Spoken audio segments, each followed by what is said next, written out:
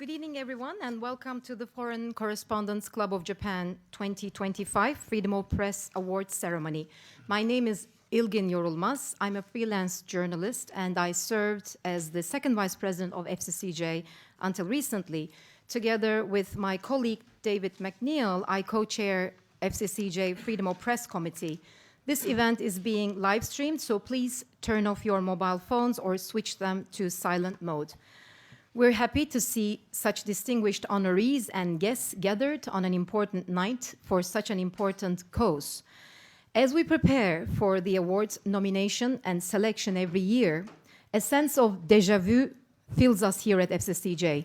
We find ourselves faced with yet another bad year for press freedom and freedom of expression, and 2025 was no exception.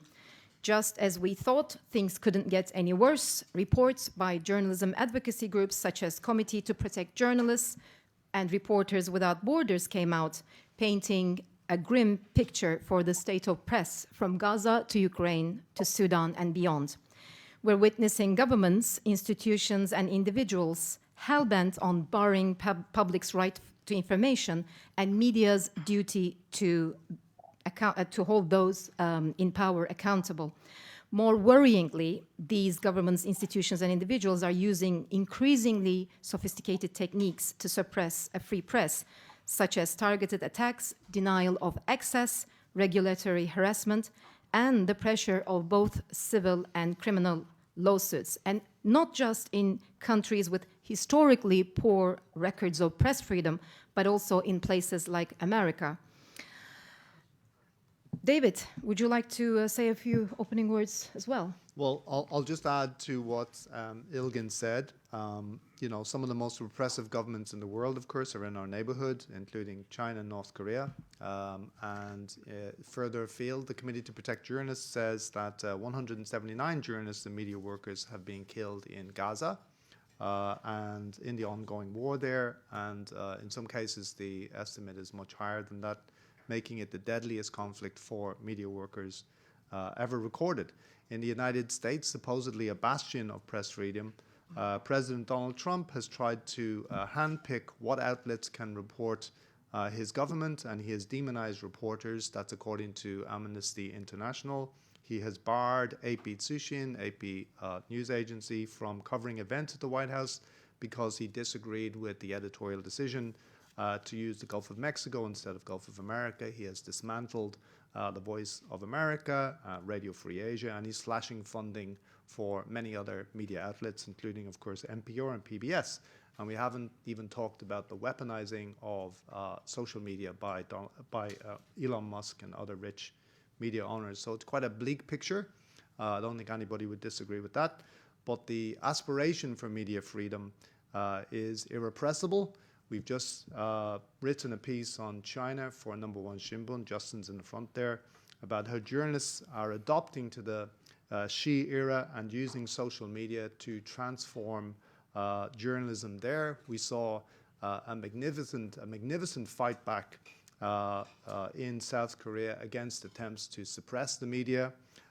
We're here tonight to note these achievements, including the South Korea case, of course, and ultimately to celebrate the free press and the people who fight for a free press.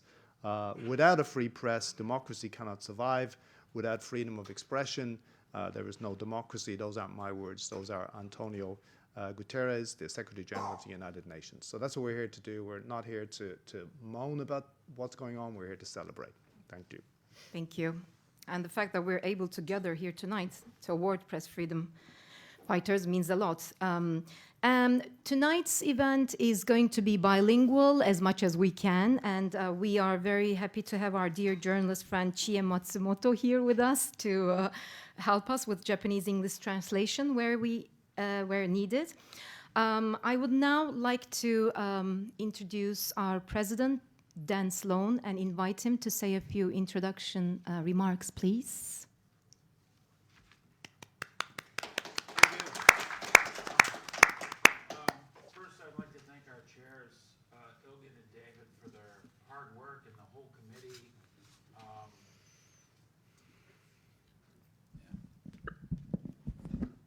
This has been a tremendous team effort. They don't take this job lightly. They're extremely circumspect on the nominees and who's been doing great things in journalism over the last year, and we are very proud of their conclusions. Just very briefly, and I will speak very briefly, as David and Ilgen alluded to, 2024, literally, in the history of the Committee to Protect Journalists, saw the greatest number of journalist deaths in the history of the organization. 2025 doesn't look like it's going to be any safer or any better. That's just in the mortality numbers, people who are in prison, people who are silenced. This kind of behavior and illegality goes on. Our mission here at the club is basically to shine a light, give recognition of those that are bringing important information and important storytelling to the world. I think you will find that the nominees and or the winners tonight are all achieving that. I don't have much more to say except this organization has been founded on freedom of the press, freedom of information, freedom of ideas. We don't have bias. We don't have a take. What we have is a forum for examining what's important to push society forward, to make a better world to live in. And we're honored that we have a committee like this that works so hard to recognize those that are doing that. Thank you to everybody who is part of this evening, including everyone nominated. Thank you, and I'll turn it over now. Thank you. Thank you.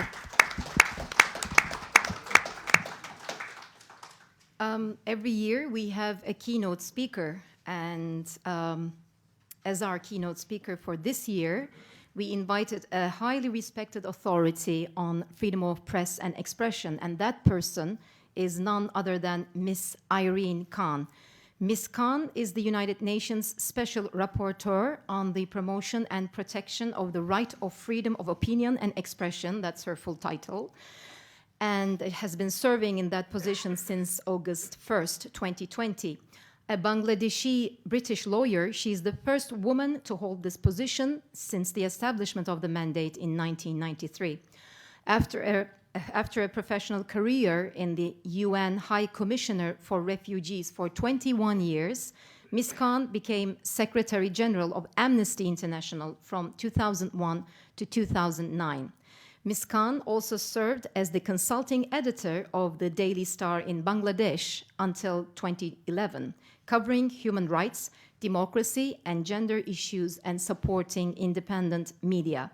Ms. Khan is based in Geneva, and due to her last-minute schedule change, she could not be here tonight, but she kindly sent us a video message from Dakar in Bangladesh, where she is, on the occasion of the awards ceremony.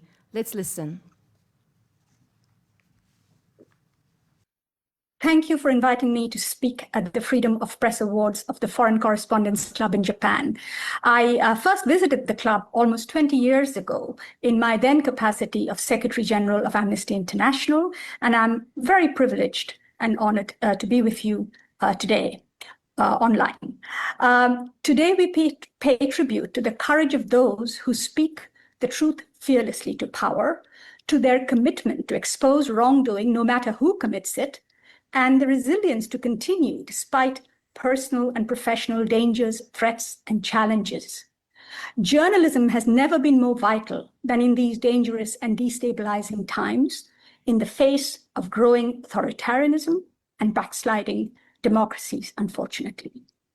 According to the International Federation of Journalists, in 2024, Asia Pacific was the second most dangerous region in the world for journalists, second only after the Middle East. 22 journalists were killed across Asia from Pakistan to the Philippines. Impunity for the killing of journalists persists as a black mark against national justice systems, but also as a reminder of the need for the international community, including the United Nations, to make the world a safer place for those who put their lives on the line so that we can benefit from the truth. Killing a journalist is the most egregious form of censorship. Unfortunately, it is not the only threat that journalists face. In Myanmar, internet shutdowns and severe repression crippled the ability of the media within the country to communicate with the world during the recent earthquake, hampering tragically and unnecessarily the delivery of life-saving aid. In Hong Kong, independent media has been obliterated under the pretense of national security and driven into exile or arbitrary detention. Even in liberal democracies, well-developed legal systems are increasingly being used as a weapon by the rich and powerful to prosecute and litigate journalists on frivolous, vexatious, and often false grounds for libel or other offenses, from national security to false claims of financial fraud and tax evasion. Maria Ressa is the world's best-known person who's been a target of legal harassment in the Philippines, but certainly she is not the only one, nor is Philippines the only country where that happens. South Korea's criminal defamation laws were particularly abused in the situation surrounding Yoon Suk Yeol's declaration of martial law, leading to a climate of harassment and online threats against the media. And I could go on with that list. It is not only the legal system that is weaponized against journalists.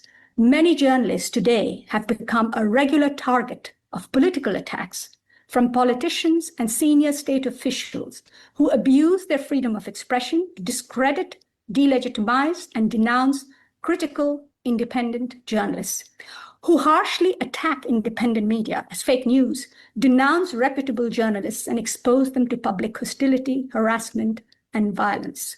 Well-orchestrated social media campaigns have been launched by vested political and economic interests to attack journalists as liars, traitors, or foreign agents. And that, in turn, leads to public distrust and also to public hostility. So you as journalists are not only fighting repressive states, you are not only fighting vested economic interests, you also end up facing public hostility because of the service that you are providing to all of us. And all this is happening against a background of declining media independence, pluralism, and economic viability, as big tech becomes the new gatekeepers of news. As readers and audiences shift to digital platforms, the resulting business and financial problems have made media outlets more vulnerable to closure or capture, and it has thrown into strong relief the courage, commitment, and resilience that individual journalists are required to show today in order to continue to practice their profession. So where can we go from here? Firstly, impunity for violence against journalists must not be tolerated, and I call on all states to uphold their fundamental obligation to protect the right to life. I also call on the international community to be proactive in insisting on international investigations where national systems fail. Secondly, journalists urgently need practical support, from state protection mechanisms for those who are threatened at home, to visas and safety and exile for those who are forced to flee. Thirdly, states must adopt effective measures to address the rise in legal harassment, to close all the legal loopholes that allow such harassment of journalists. Fourthly, and very importantly, politicians and public officials must not abuse their privileged position to endanger journalists by encouraging public hostility against the media. And when politicians do so, they must be called out and pressured to adopt ethical standards in their interactions with journalists. Let me end by saluting you for being the most formidable line of defense in bringing truth to light in these extremely challenging times. Your courage, fortitude, and resilience is not just a gift to democracy, it is an absolute necessity. And we ignore the erosion of your safety, the threats to independent journalism at our peril. Your award today of this Press Freedom Award recognizes individuals and outlets, but it also sends a very clear message that we all have a responsibility as civil society, as states, as ordinary citizens to stand behind you and with you in your difficult mission. Congratulations to those who are being honored today, and congratulations to the rest of you who continue to carry the burden of ensuring that the powerful are confronted with the truth every day. Thank you.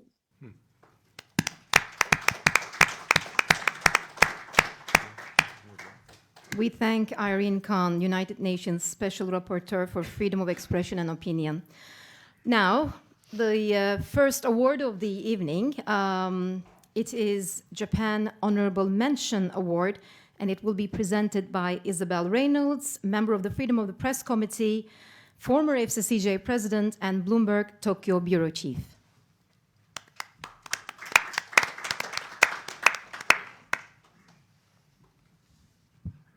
Thank you very much. It's my great honor to present the Freedom of the Press Honorable Mention for Japan, which this year goes to the Hiroshima Peace Media Center. As we approach the 80th anniversary of the Hiroshima nuclear bombing and the number of survivors dwindles, the center continues with its mission of disseminating information about that terrifying attack, in the belief, as they say on their website, that nuclear weapons and human beings cannot coexist. Established in 2008 by the Chugoku Shimbun, the center's projects include having students interview survivors to hear first-hand accounts of the human suffering inflicted by the bomb. 8 decades after Hiroshima and Nagasaki, the world seems as close as it ever was to another nuclear conflict. And that's why the committee felt it was important to honor these efforts to keep the reality of atomic weapons in the public's mind. I'm delighted to welcome the director of the center, Yumi Kanazaki, to accept the award.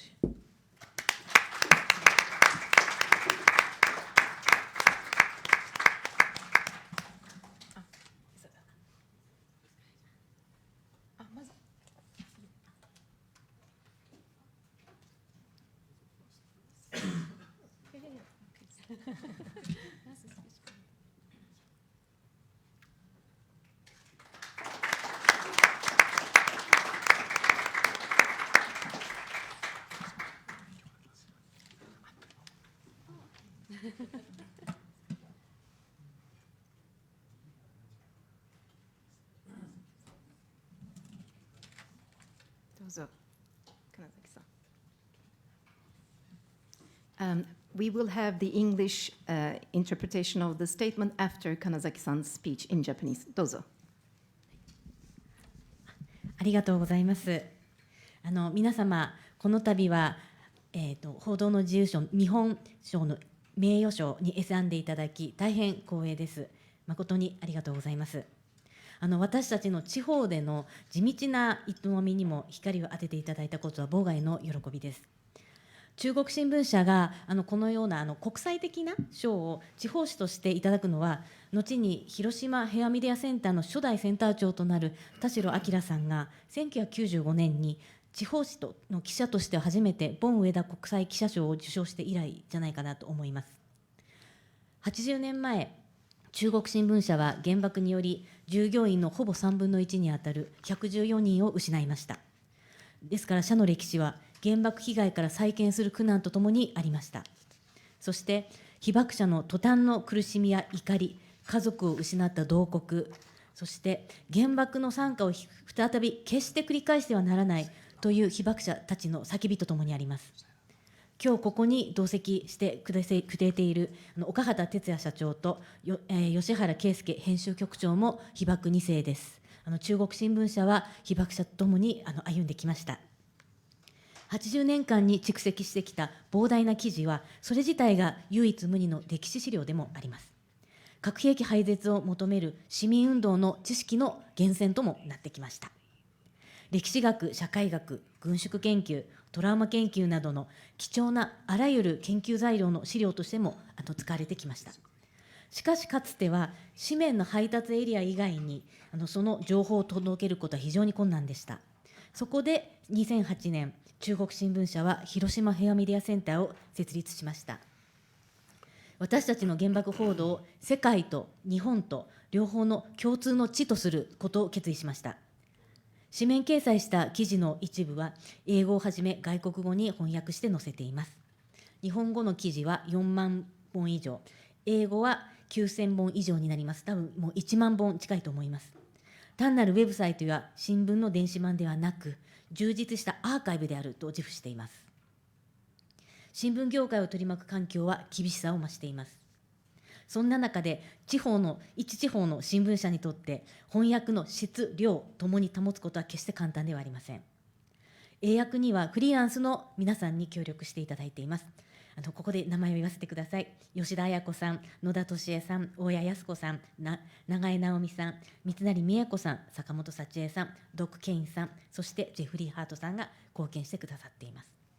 翻訳には多額の予算が必要ですが、一般財団法人、広島国際文化財団と公益財団法人広島平和創造基金からの助成金で一部を賄っています。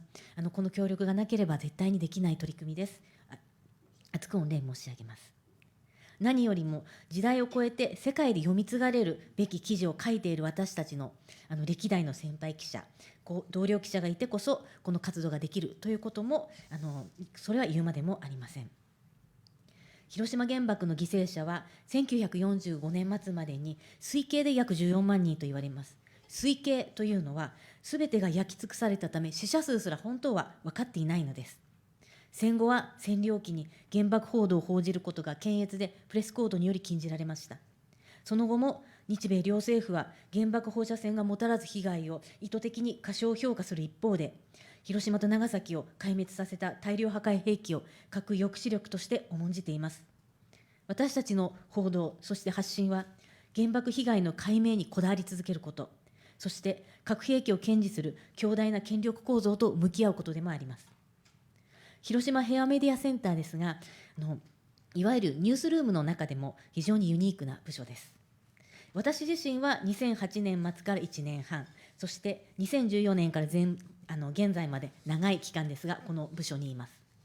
記者として海外出張で国連での会議を取材することもありますし、次の日には次世代の記者を育てる活動もして、12歳から18歳までの記者約30人と一緒に被爆体験の聞き取りに行ったりしています。毎日が新鮮です。昨年、日本被団協がノーベル平和賞を受賞するという素晴らしい出来事がありました。受賞の根底にあるのは、これまでになく核兵器が使われる可能性が高まっているという危機意識でしょう。2008年当時、山本次郎代表取締役会長による平和メディアセンターのミッションステートメントはこう述べています。ノーモア広島の思いを世界に伝え、核軍縮、核兵器の廃絶のための国際世論の形成や戦争、紛争のない平和な世界の実現に向けて一層の努力を傾けます。これからも中国新聞は広島という町からその努力を続けます。ありがとうございました。もう一つだけ追加で宣伝だけさせていただきたいんですけれども、私たちの平和メディアセンターの取り組みの一つとして、明日から東京都写真美術館で原爆写真展を開催します。ぜひ8月17日まで行っていますのでお越しください。よろしくお願いいたします。ありがとうございました。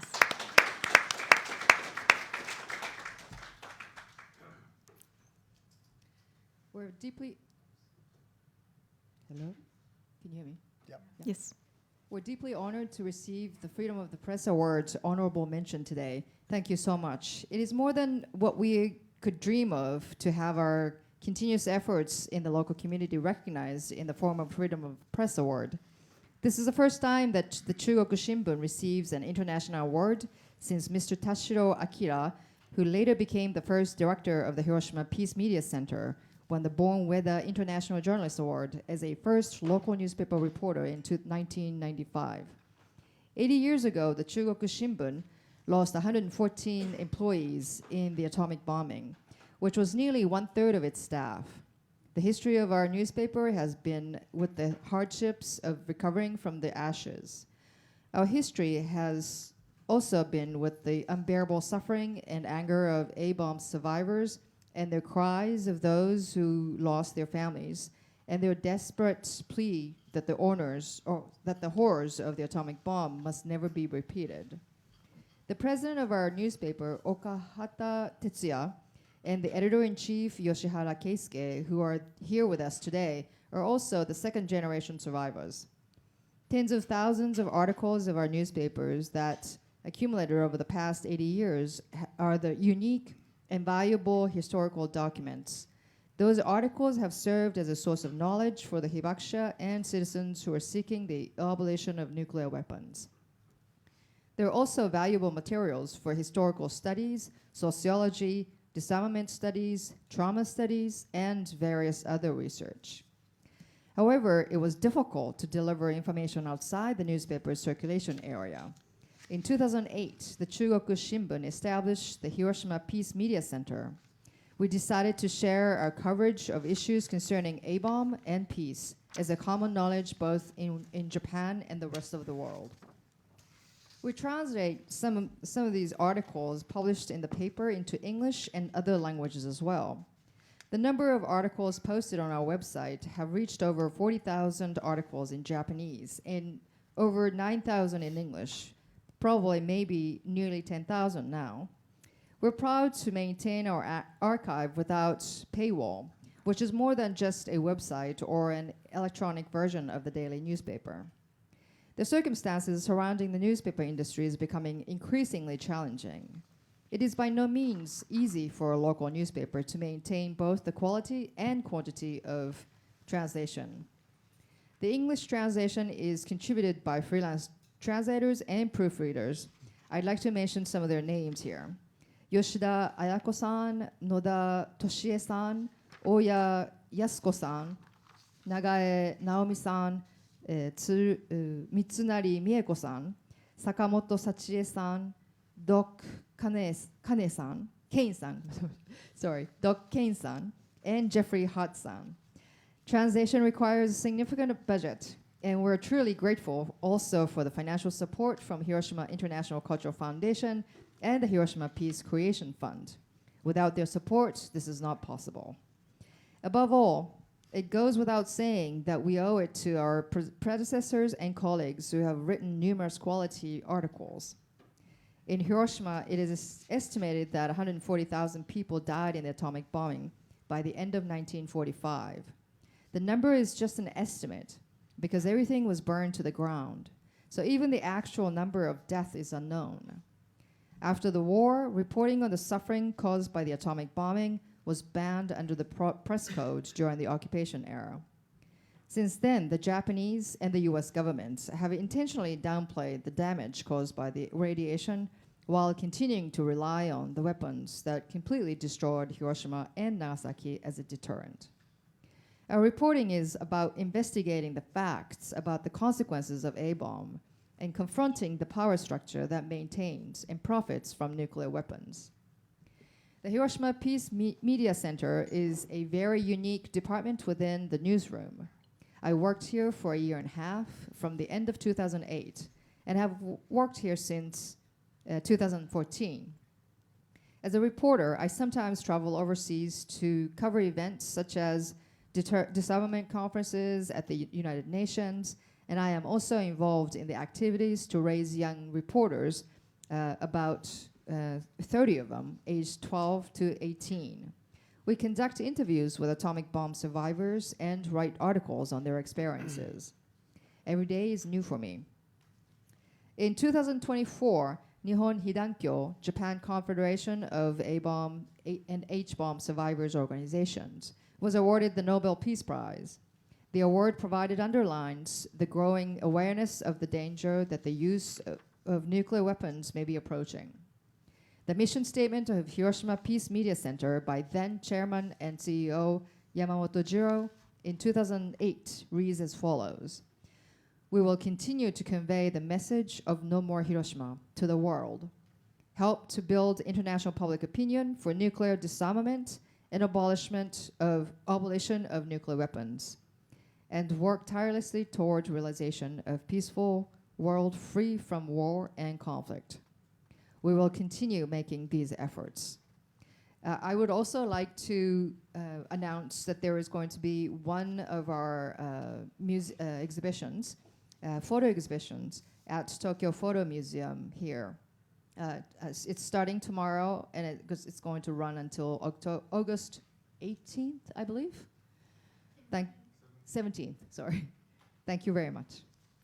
Thank you. Okay, our next award is Japan Award for Freedom of Press.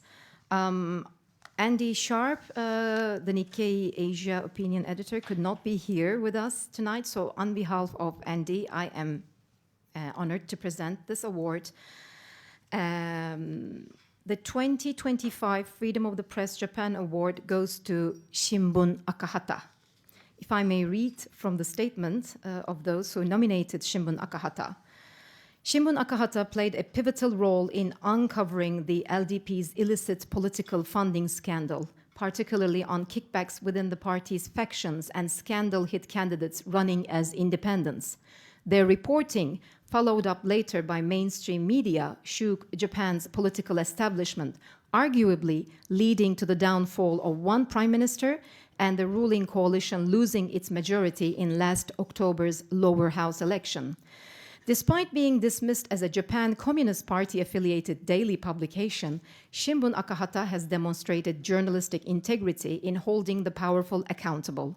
Japan's mainstream media has long been hesitant to aggressively challenge the ruling party, partly due to reliance on exclusive press club access and a tendency towards self-censorship. Their work is a testament to the vital role of independent watchdog journalism in Japan's democracy, and the Freedom of Press Committee believes Akahata Shimbun is worthy of the 2025 Top Award for the Japan category. If I may please invite Yoji Kogiso, Shimbun Akahata Head of Editorial Board, to accept the award.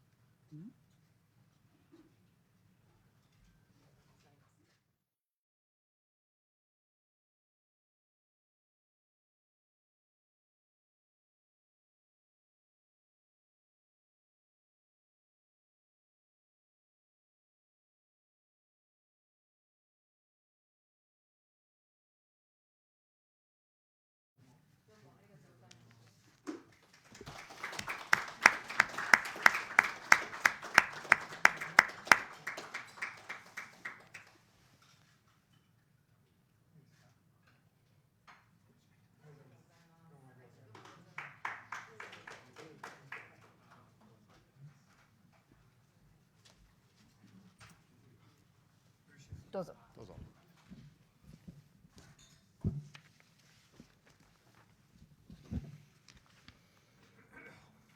赤旗編集局の小木曽でございます。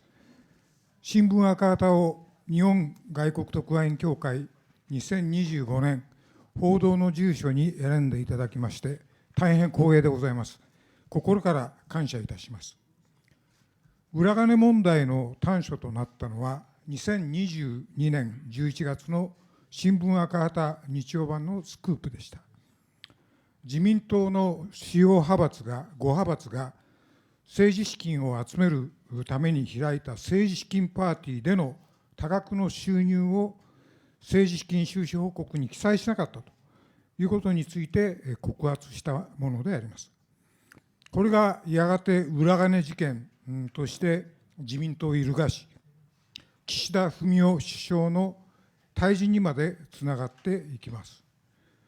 当時流行った川柳に赤旗がなければ裏金裏のままというのがあります。まさに裏金を表に引っ張り出した歴史的なスクープでした。一方、最大のスクープと評されたのが、昨年の衆院選挙期間中の赤旗日刊紙の特報です。自民党本部が裏金問題で非公認にした無所属候補に税金を原資とした政党助成金2000万円を渡していたことを暴露しました。裏金議員非公認のポーズを取りながら資金はちゃっかりと出していた。これでは裏金議員の裏公認ではないかと国民の激しい怒りを買い、与党過半数割れという衝撃的な結果をもたらしました。こうして新聞赤旗日刊紙日曜版の連携プレーは日本の政治体制を揺るがし、新しい政治局面を開きました。この中で私たちが注目していることは、企業団体献金の禁止という問題を政治の焦点に押し上げたことであります。もう一つお話したいのは、こういう衝撃的なスクープはなぜ主要メディアではなくて政党機関紙の赤旗なのかという問題です。実際、今回の裏金問題にとどまらず、安倍政権の時の桜を見る会のスクープにしても、菅政権の学術会議会員の任命拒否の問題にしても、自公政権を直撃し、首相退陣のきっかけを作ったのはいずれも赤旗の報道でした。これらは誰もが入手可能な公開情報に基づくスクープでしたが、大手メディアにはそれができませんでした。受賞理由は、日本の主要メディアが与党に積極的に異議を唱えることを長い間ためらってきたということを指摘しています。これこそ日本の報道の自由ランキングを押し下げている要因ではないでしょうか。それに対して私ども赤旗はどんなタブーもなく、権力に対する遠慮や気兼ねもありません。日米軍事同盟絶対、財界大企業中心という日本のメディアを覆うタブーもありません。そういう政治の歪みに正面から切り込む立場を持っています。そしてそういう問題意識を共有し、コツコツと地道な取材を続ける記者たちの努力があります。私たちの権力監視のスクープはこうして再生産されています。日本共産党の機関紙だからこそできるものだと確信もしています。この機会に新聞赤旗について一言ご紹介させていただきます。赤旗は日本共産党の機関紙ですから、スタッフ約300人は全員が日本共産党員です。といっても、紙面は政治向きのこと、共産党のことに限らず、国内外のニュース全般からスポーツ、文化、芸能、暮らし、行楽まで幅広く扱い、日刊紙、日曜版合わせて約80万部を要しています。私たちは真実を求める国民共同の新聞と自己規定しています。海外には北京、ハノイ、カイロ、ベルリン、ワシントンに支局を置き、国際面にも国際報道も特別に重視しています。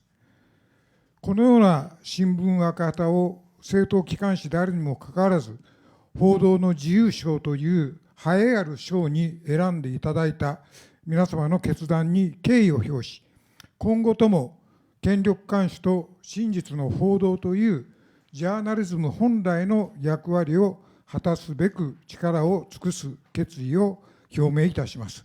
どうもご清聴ありがとうございました。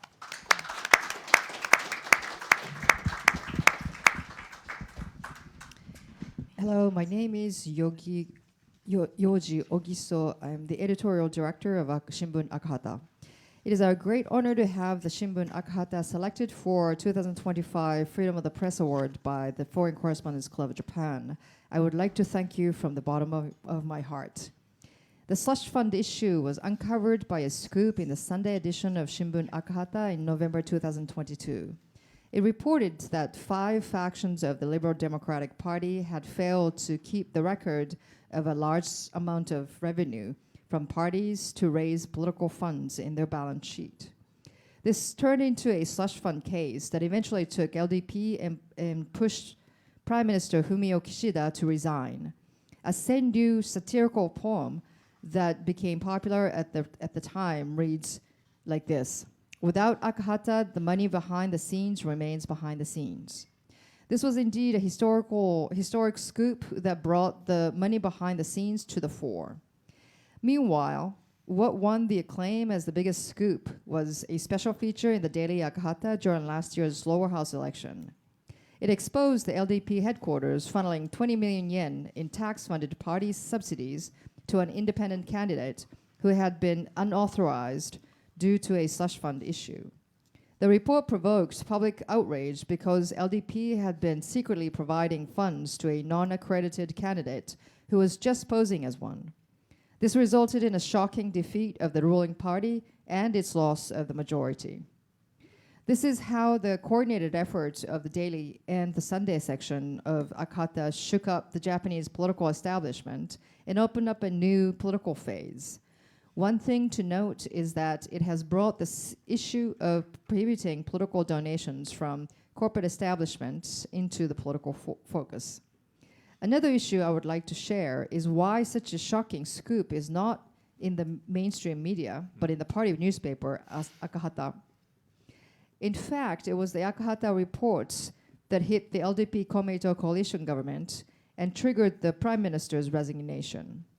The slush fund issue is another such scoop after the Cherry Blossom Viewing Party reported that reports during the Abe administration, and the one about Suga government's refusal to appoint members of the Science Council of Japan. All were scoops based on public information accessible to anyone, but the major media were unable to do so.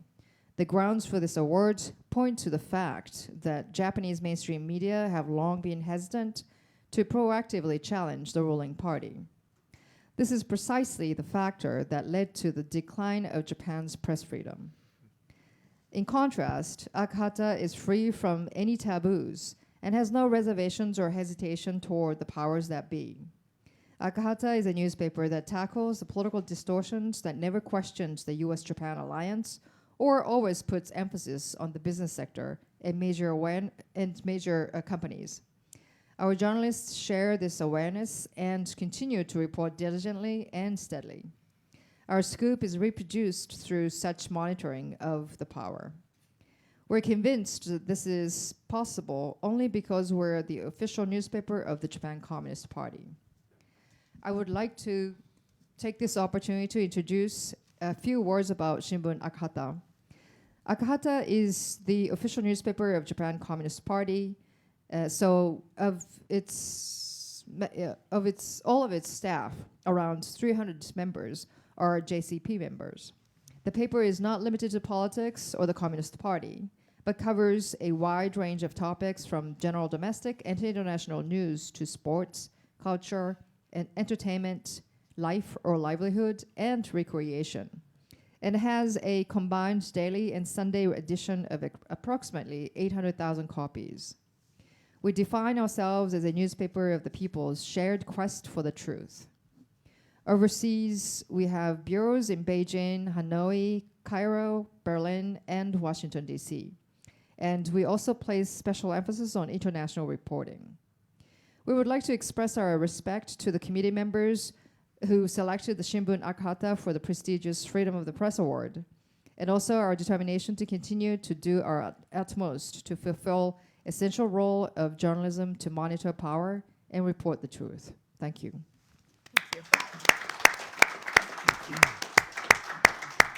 Thank you very much, and congratulations to all of our Japan winners. We now cross to Asia, and the first award is Asia Honorable Mention. It will be presented by Eric Johnston, member of the Freedom of Press Committee and Japan Times correspondent. Please.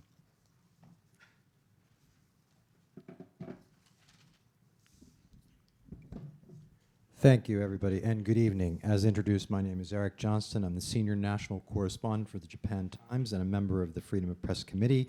And tonight, it is an honor, a privilege, and a pleasure to present the 2025 Asia Honorable Mention Award to In-Depth Solomons. The Solomon Islands-based news organization is a small independent group founded in 2023 by local journalists. They focus on stories that other local media, including state-funded television media, underplay, if not ignore.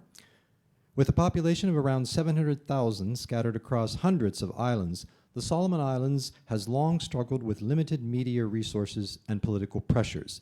But the founders of In-Depth Solomons set out to not only uncover official wrongdoing, but also spark public conversations that would lead to meaningful change. From the outset, the organization generated an impact.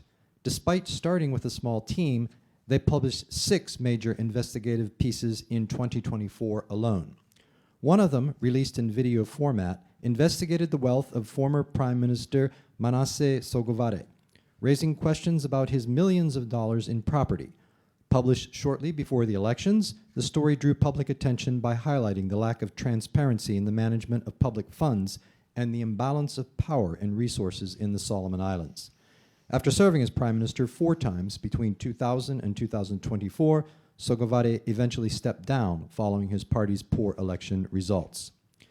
In-Depth Solomons also covers social and environmental problems related to infrastructure development, following the money trail wherever and to whomever it may lead. So given that the growing influence, this growing strategic importance of the Solomon Islands and the fact that it's an underreported part of the Asian region, concerns about the state of press freedom in a country with growing geopolitical importance, but where domestic independent media are few and far between, and the dogged efforts of the In-Depth Solomons reporting team so far, especially with last year's stories about the corrupt former Prime Minister, the Freedom of Press Award believes that there is no one more worthy of this year's Honorable Mention Award for Asia than In-Depth Solomons. Joining us online from the Solomon Islands is Zoom is the editorial team. So if possible, I'd like to turn it over to the team who will make a few brief remarks. So, yes, so I did forget this. We will be sending them this. Apologies. And once again, congratulations to the team. Are you online, Solomon, In-Depth Hello. Solomon Islands? Hello? You hear me? Yes. We can hear you. Yes, please go ahead. Thank you. Good evening from Honiara, Solomon Islands. Distinguished members of the Foreign Correspondents Club of Japan, esteemed guests, colleagues, and friends. Here with me are members of In-Depth Solomons. And on behalf of the small team at In-Depth Solomons, I would like to express our heartfelt gratitude to the Foreign Correspondents Club of Japan for this incredible honor. To be recognized with one of your to be recognized as one of your 2025 Press Freedom Awards is both humbling and deeply encouraging. This award is a powerful affirmation of the work we have been doing over the past 2 years, pursuing truth through rigorous investigative journalism in the Solomon Islands. It has not always been easy. In an environment where press freedom is increasingly tested, this recognition reminds us that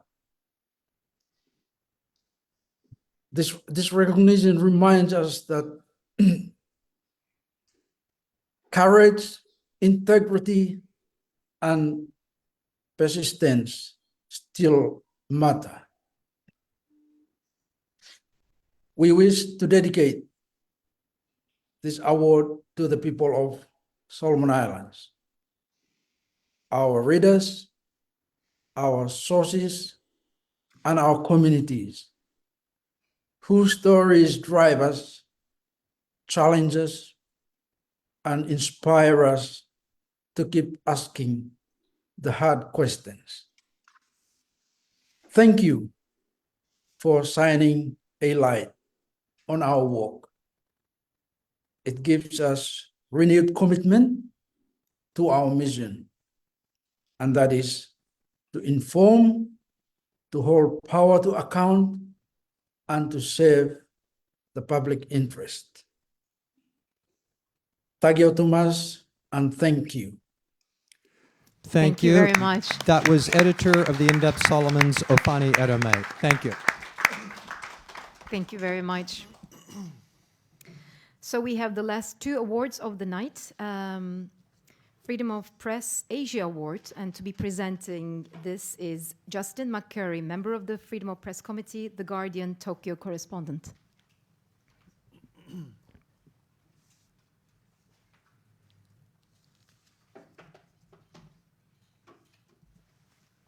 Thanks very much, Ilgin.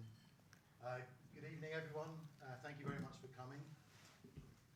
As Ilgin said, I'm Justin McCurry, the Guardian's Japan and Korea correspondent, member of the Freedom of the Press Committee. It's not on, is it? Thank you. That's better.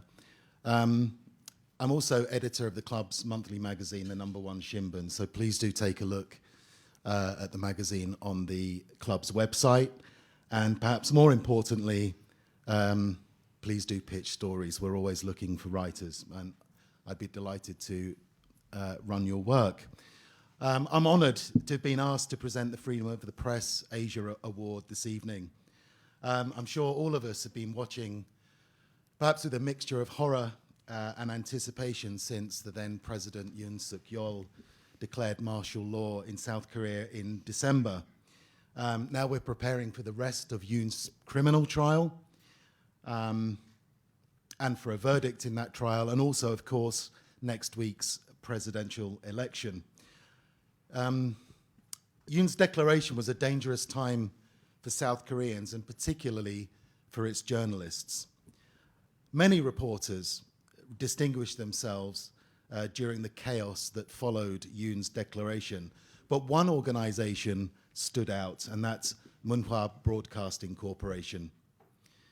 MBC journalists repeatedly put themselves in harm's way to tell their country's most important story for decades, weeks and then months of turmoil and uncertainty that thankfully appear to be coming to an end. They refused to be silenced by Yoon's disastrous embrace of authoritarianism, and later by angry and sometimes violent pro-Yoon protesters. So for their courage and resolve in extremely difficult circumstances, the Freedom of the Press Committee believes MBC is an obvious and deserving recipient of the Asia Freedom of the Press Award. So I want to congratulate the MBC staff who've made the time to come to the FCCJ this evening. Please pass on our best wishes to your colleagues in Seoul, and please keep up the great work. The Tokyo correspondent Shin Ji-yong is here this evening to accept the award on behalf of MBC. Congratulations.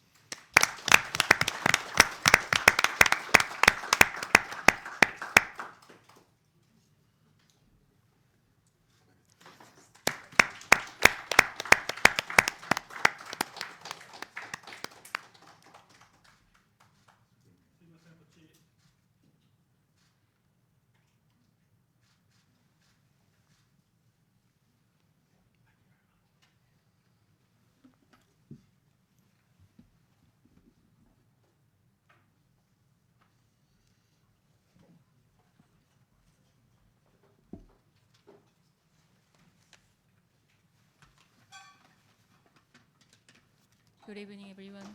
はじめまして、こんばんは。私、東京特派員として働いているシン・ジヨンと申します。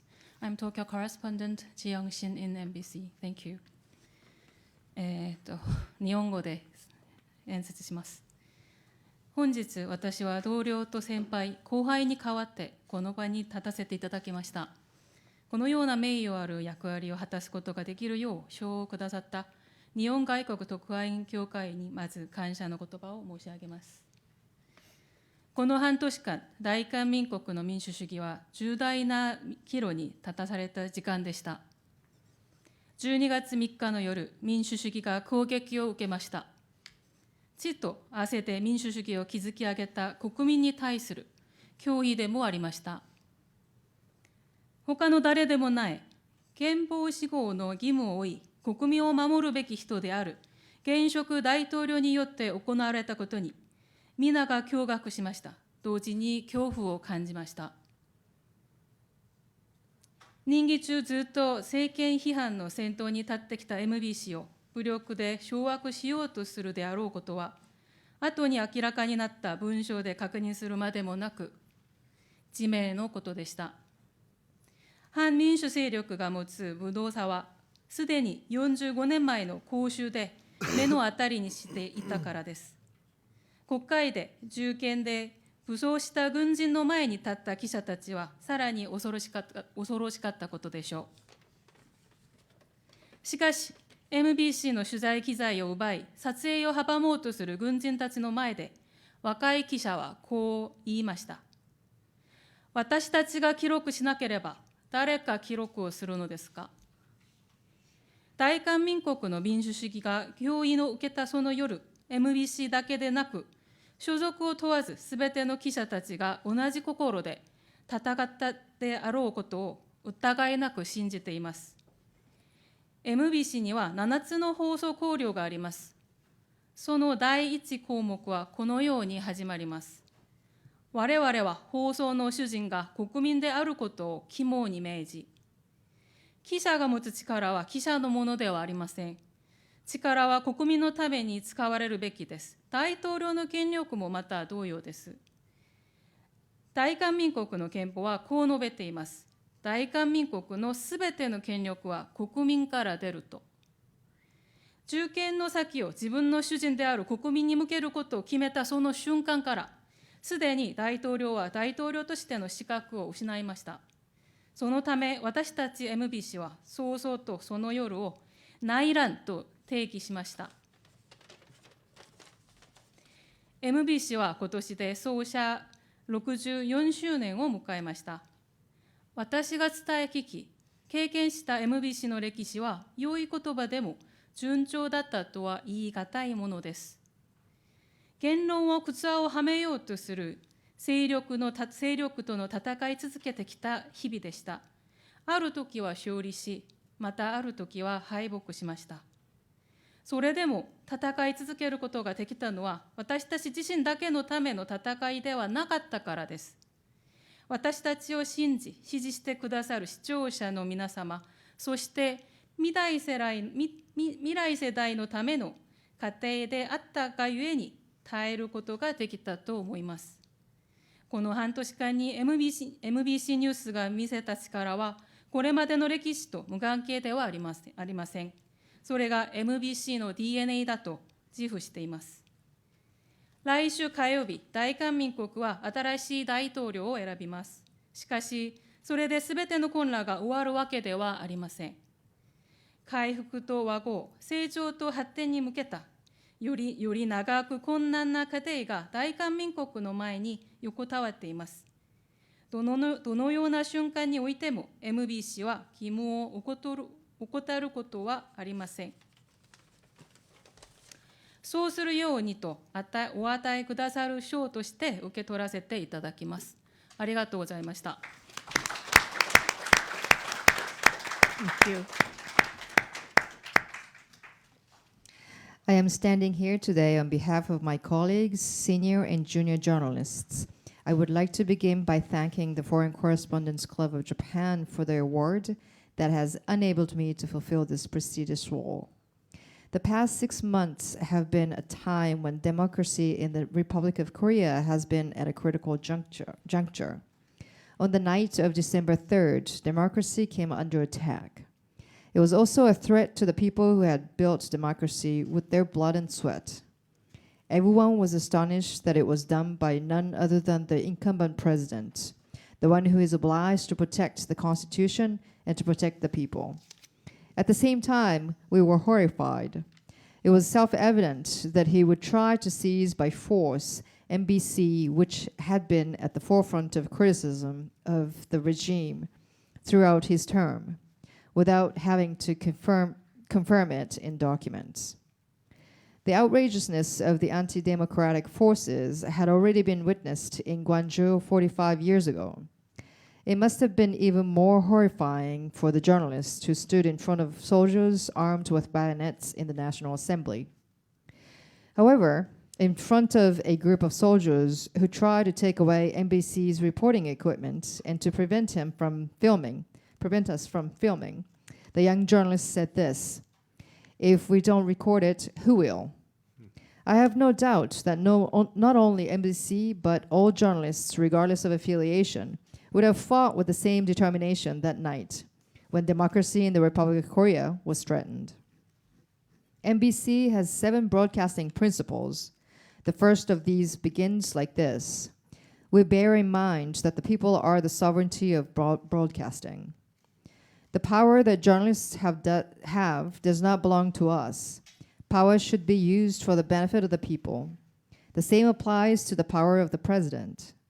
The Constitution of the Republic of Korea stipulates as follows: all state authority shall emanate from the people. From the moment the president decided to point his bayonet at the people, who is his master, he has already disqualified himself as president." We therefore defined that night, early on, as a civil war.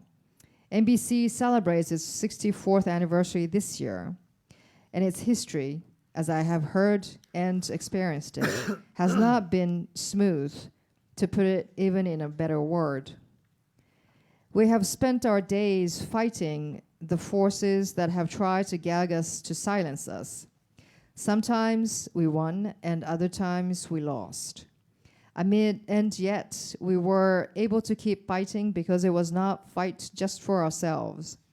We were able to endure it because it was a process for our viewers who believe in us and support us, and for our future generations. The power that NBC News has shown in the last 6 months is not unrelated to its history. I'm proud to say that this is the DNA of NBC. Next Tuesday, the Republic of Korea will elect a new president, but that will not be the end of all the turmoil. A longer and more difficult process of recovery, reconciliation, growth, and development lies ahead of the Republic of Korea. At every moment, NBC will not neglect its duty. We accept this award as a reminder to do so. Thank you very much. Thank you. Thank you very much. And now the final award before the closing remarks. It's the Freedom of Press Lifetime Achievement Award, and it will be presented by my co-chair, David McNeil. Thank you. For over 20 years, Asia Press, a network of citizen journalists in North Korea, has been filing stories about Asia's most secretive and politically isolated nation. The reporter behind that network is Jiro Ishimaru, and he is the winner of this year's Lifetime Achievement Award. Ishimaru-san has taken considerable risks to maintain this enterprise, making reporting trips inside the North, traveling along the North's entire border with China, where he liaises with reporters and colleagues, and interviewing hundreds of North Koreans inside and outside the Hermit Kingdom. Asia Press has for many years been an invaluable source on everything from the inner workings of the Kim regime to life for ordinary North Koreans. Its reports on a famously impenetrable country, which regularly polls near the bottom of most press freedom rankings, are widely cited in the Western and Japanese media. Ishimaru-san avoids hyperbole and has been a consistently sober and accurate source of information for journalists in the region. Ishimaru-san likens the subject of his life's work to Japan's sick neighbor, a patient who refuses to have its pulse checked. I thought we could, this is a quote, I thought we could help our sick neighbor by gathering accurate information from inside North Korea and providing it to concerned parties on the outside so that they would know what kind of helping hand the patient truly needs. Trying to find both the diagnosis and the treatment was the very reason why we wanted to cultivate a group of journalists inside North Korea. We believed creating an information network connecting the people in North Korea with the outside world would help us understand what's wrong with our neighbor. In broader terms, we thought such an information network would, in the long run, help improve human rights and the daily lives of North Korean people, as well as ease tensions between the two Koreas and contribute to the peace and stability of East Asia. There's, of course, a lot of debate about whether that's actually happened in the last 10 years, but there's absolutely no doubt at all about Ishimaru-san's role, and he's a very worthy winner of the Lifetime Achievement Award. Please join me in congratulating him tonight. Thank you.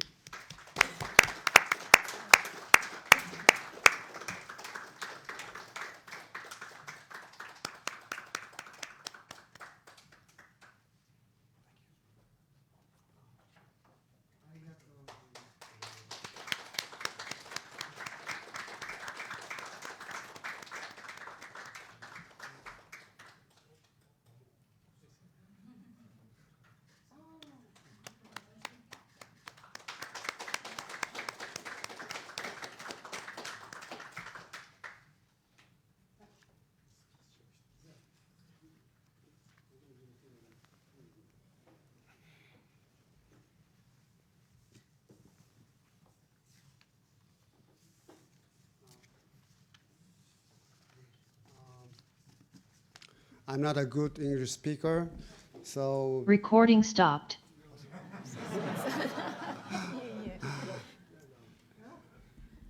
I'm not a good English speaker, so I would like to ask her to translate for me. Okay? Matsumoto-san. Yes. Thank you, Matsumoto-san. ありがとうございます。名誉ある賞をいただきまして本当に光栄です。逐一でやっていただいた方が長くなったら大変だから。Thank you very much for presenting me this honorable award. Recording in progress. I feel very honored. 1ヶ月前に連絡いただいたときに突然で本当にびっくりしたんですね。About a month ago, I heard the announcements.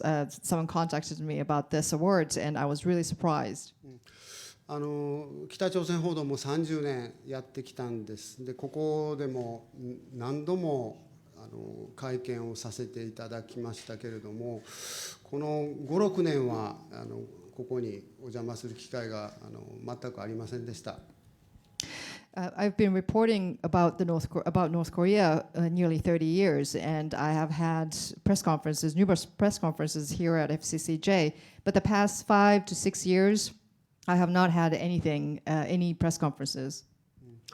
その理由は2つあると思います。1つは、コロナパンデミックで北朝鮮情報も全然出てこなくなったということが1つあったと思います。There are two reasons for that. One is the pandemic, the world pandemic. That ever since then, there's absolutely no information was coming out of North Korea. でもう1つは世界から、北朝鮮に対する関心が本当に少なくなってしまったからだと思います。And another reason is that the world's interest has declined or diminished. The world's interest about North Korea has diminished. 私たちが今目の前にあるガザの惨状、それからウクライナに対するロシアの侵略、それからミャンマーの惨状、本当に注目すべきニュースが世界にたくさんありますね。There's a lot of disasters and tragedies in front of us across the world. We have a tragedy in Gaza and the invasion of Ukraine, and another tragedy in Myanmar. それから最近では米国のトランプ大統領が SNS に一言書いただけでも大きなニュースになる。And recently, US President Trump, even if he writes one word or one thing on SNS, that just happens to become a very huge, very big news.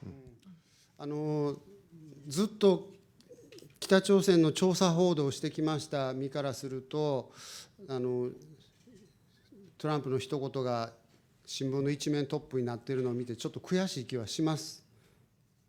For someone who has reported investigative reporting, who has done investigative reporting on North Korea or from North Korea, to see President Trump's SNS comments becoming front-page news, I feel very angry. I feel very regretful. Yeah. まあそれでも、まあ、僕は北朝鮮の取材をやりながら危なくないですかっていうことをよく聞かれます。I have been asked if it's not too dangerous to report from North Korea. 危ないこともあるんですけれども、だけど命がけでは要しないけれど、人生をかけて北朝鮮報道やってきました。Sometimes it is dangerous, but I don't necessarily risk my life, but I do bet my life. I devoted my life in reporting about North Korea. だからこれからもやっていくつもりです。で、And so in the future, I will continue to report from North Korea or about North Korea. 私たちが世界で一番閉ざされた国の一つである北朝鮮の報道をじゃあどうやっているのかを簡単にご説明したいと思います。I would like to talk a little bit about how I'm reporting in North Korea, which is the most closed country of the world. 私は90年代に3度北朝鮮に入国して取材をしました。In the 1990s, I've been to North Korea 3 times to report from within. でも、平壌とそれから地方都市に長期で滞在するチャンスがあったのですが、I had a chance to report for a long time from Pyongyang one time. しかしながらその時分かったんですね。外国のジャーナリストは北朝鮮の国内に入っても、絶対に越えられない高い壁があるっていうことが分かりました。I realized at the time that there is a huge wall that I could not possibly, foreign journalists could not possibly go beyond. それはね、お金をいくら使ってもダメなんです。それから、何か努力をすることでその壁が越えられるわけでもないということが分かりました。I understood that no matter how much money you spend or how much effort you put in, you could not possibly go over that wall. で、その高い壁を越えた向こう側に私たちが知らなきゃいけない核心のコアの問題があるはずですよね。And I thought that there is a very important issue that is lying in the core beyond this wall, very high wall. しかしながら外国人ジャーナリストはそこに絶対に行けないんです。However, foreign journalists cannot possibly get there. それで私が考えたのは北朝鮮の中の人と一緒に取材チームを作って、調査をするということです。That's when I realized, or that's when I learned, or I came to report from within, I do have to form a team of journalists or a team of reporters for investigative reporting. で、そのために中国ですね、北朝鮮と国境を接する中国とのボーダーに、100回ほど通ってきました。So for that, I visited the border area, the regions between North Korea and China about 100 times. で、その人たちとにジャーナリズムの意味と、それから倫理、それから技術を一緒に勉強する機会を作ろうと思って北朝鮮の人たちと接触をしてきました。And so, with people of North Korea, I tried to form a team of reporters, and so I did teach them or educate them about meaning of journalism and the techniques and ethics. 目標は北朝鮮の国内に独立した市民のジャーナリストを養成するということでした。My objective was to establish an independent journalist or independent media within North Korea. 非常にたくさんの人と会って、そのうち10人の仲間ができました。And I have met many people there, and I now have a team of 10 journalists. で、彼らはもう一度北朝鮮の中に入って、そして取材を始めてくれました。And they returned to North Korea once again and started reporting from within. そして、私たちが重視したのは、閉ざされた国ですから、強い証拠力を世界に見せて、北朝鮮の内実を知らせるということでした。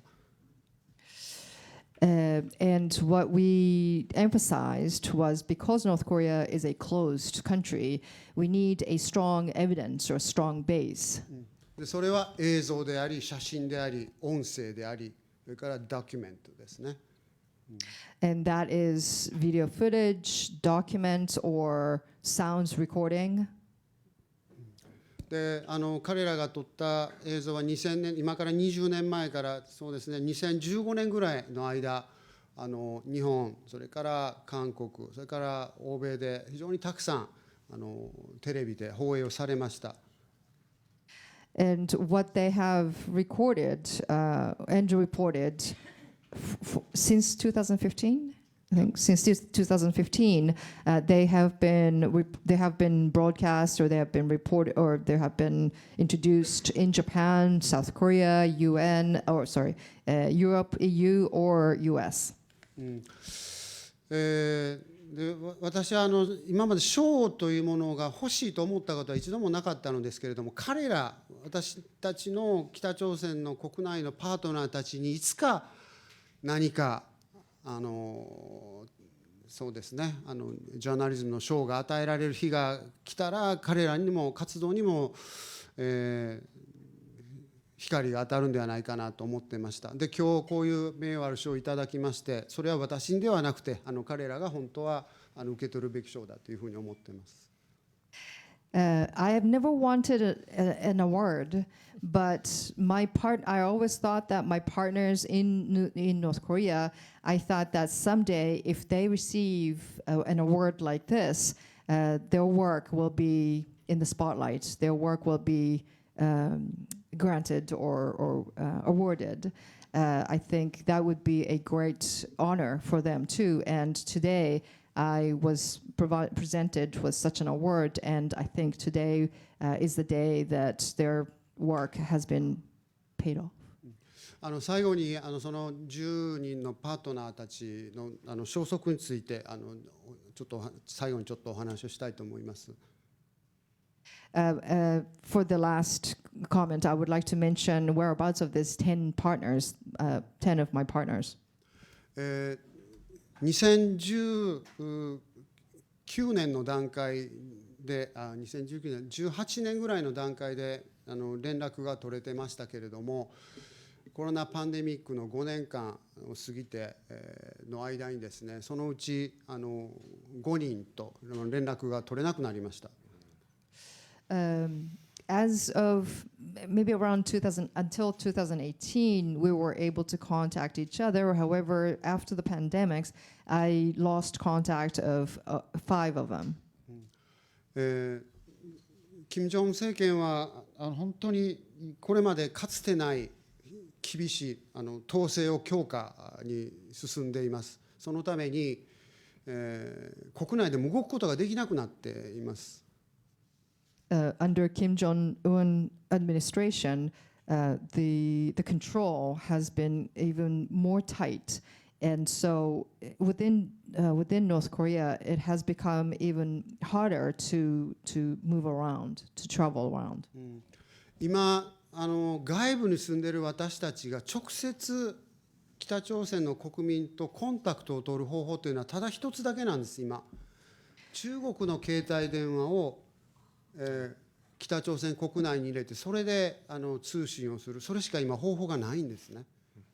Right now, for people like us who live outside of North Korea, there is only one way that we can contact people in North Korea. This is to use a Chinese phone and bring that in to Japan, I think, and call them. 非合法に中国に越境してくることはもうできなくなってしまいました。It's now impossible to illegally travel across the border. 私たちがその中国の携帯電話を使って話ができるのは、そのボーダーから北朝鮮側に大体2、3キロのところまでなんですね。そこにだけ電波が届きます。We can, the only areas we can contact the people in North Korea is using Chinese phones, but only within 2-3 kilometers radius around the border. ですから北朝鮮の南側に住んでいる私たちのパートナーは国境の中国との国境地帯に出てこない限りもう全く通信コミュニケーションが取れないんですね。So my partners who are in the south part of North Korea, in order for us or for them to be able to talk to us or to call us, they would have to come closer to the border area.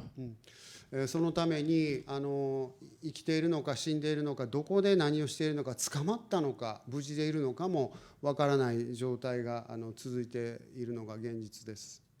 So up until today, we have no idea whether these partners are alive or dead or well, or whether they've been arrested or they're okay, they're survived. We don't know their well-being.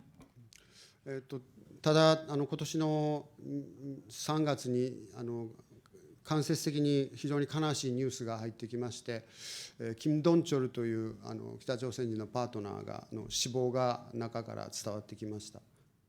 But this in March, indirectly, I have received this news, very sad news, that one of our partners, Kim Don-chul, he died.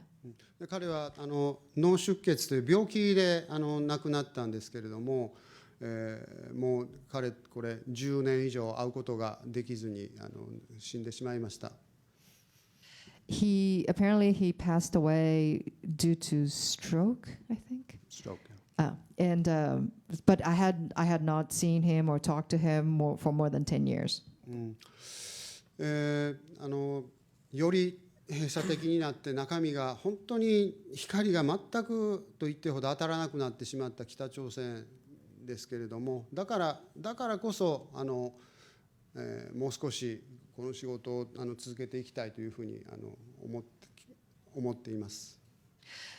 North Korea has become even more closed these days, and the light does not shine through. And so that is even more the reason I'm committed to reporting about North Korea. このですね FCCJ の章で、私たちのパートナーがいつの日かこの場に立つか、あるいは Zoom でもですね、紹介できる日が来たらどれだけいいことだろうかというふうに思っております。そう思いながら今日、昨日大阪から東京にやってまいりました。ありがとうございました。So in terms of FCCJ award, I was thinking our partners, if there is a day when our partners can stand at this place or even on Zoom to receive such an award, that would be my dream, or that would be beyond my words. So this is something that I was thinking of when I came here from Osaka yesterday. Thank you very much. Thank you. Thank you very much. Congratulations, Jiro Ishimaru-san and your journalist colleagues in North Korea. Finally, we have the honor to hear from Randy Schmidt, FCCJ Second Vice President of 2024-25 Board and Emmy-awarded broadcast journalist and cameraman. Please, to close the ceremony. Hi, thank you. Yes, I worked for CBS News for 18 years, based in Tokyo, covering all of Asia until last year. So another major issue beyond freedom of the press is reduction of the press. When I first came to Japan in 1996, 29 years ago, all the foreign TV news bureaus here had about a dozen people each. ABC News, NBC, CBS, BBC, CNN. And by the year 2000, 4 years later, they all had less than half that staff. And several of them only had 1 or 2 people. And it stayed that way for many years. And then it's been the same with newspapers and magazines, of course. They've just slimmed down, as well as the news agencies. So there's just been a massive reduction of the number of journalists everywhere. And this has not been helped when Donald Trump was president for the first time and called the mainstream media fake news and the enemy of the people, which has further hurt journalism, especially in the eyes of his followers. So last year, the CBS News Tokyo Bureau, for example, was shut down after decades of just covering a lot of great feature stories all around Asia. So now in 2025, Trump is currently suing CBS News in a frivolous lawsuit for $20 billion. And the really sad thing about this is he's threatening to take away CBS's broadcast license in the United States. So CBS is trying to settle this case with him. If they went to court, surely the case would be thrown out because it has no merit, but CBS could lose their license because of Trump basically telling the FCC to not grant them a license or not grant a license to the company that they are trying to sell themselves to. So CBS has already been giving into this, and the executive producer of 60 Minutes has stood up for his rights because the company has been telling him to back off of Trump stories. So he has resigned. The president of the news organization just resigned a couple weeks ago. And now CBS's parent company, Paramount Global, has just made an offer to Trump to settle his case for $15 million. Trump wants more money, and significantly, he wants an apology from CBS News, even though CBS News did nothing wrong. So if CBS News was to give in to this, it would be a really, really sad day for journalism. So just wanted to make that point, but to end on something more positive, we need to celebrate all the journalists that are fighting the good fight and standing up for what's right, and standing their ground and not giving in. Thank you. Thank you. So this concludes the evening, and to all our journalists here and tonight's awardees, may courage and integrity, we heard those words from our Solomon colleagues. Courage and integrity be with you when you go get those stories. And to our associate members and supporters of Freedom of Press, we're glad that you are there for us. Thank you so much, and congratulations again to everyone. Thanks, Ilgen.